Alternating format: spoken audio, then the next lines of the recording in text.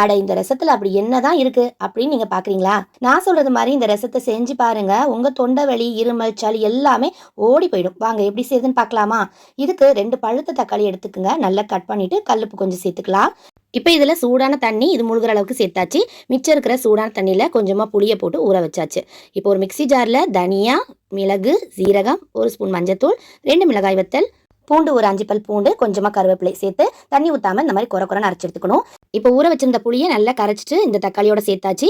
அரைச்சி வச்சிருந்த இந்த பொடியும் சேர்த்துட்டு நல்லா மிக்ஸ் பண்ணிக்கலாம். தக்காளி எல்லாத்தையும் இந்த மாதிரி நல்லா அழுத்தி பிசைஞ்சு விட்டுறணும். இப்போ இது கூட எக்ஸ்ட்ரா கொஞ்சம் தண்ணி ஊற்றியாச்சு. இப்போ ஒரு கடாயில எண்ணெய் ஊற்றிட்டு கடுகு, பெருங்காயத்தூள், இது நல்லா பொரிஞ்சதுக்கு அப்புறமா 2 மிளகாய் வத்தலை நம்ம இதில் சேர்த்துக்கணும். நல்லா வறுத்ததுக்கு அப்புறமா நம்ம ரெடி பண்ணி வச்சிருக்கிறத அப்படியே ஊற்றிடலாம். இது நல்லா கொதிக்க கூடாது. நல்லா கொத்தமல்லி தலை போட்டுட்டு நல்ல நுர வந்ததுக்கு அப்புறமா நம்ம அடுப்பை ஆஃப் பண்ணிடலாம். இப்போ இதை ஒரு கப்பில் ஊற்றிட்டு குடிச்சு பாருங்க. அவ்வளோ டேஸ்டா இருக்கும். உங்க தொண்டை வலி, சளி, இருமல் எல்லாமே காணாம போயிடும். ட்ரை பண்ணி பாருங்க. பாய்.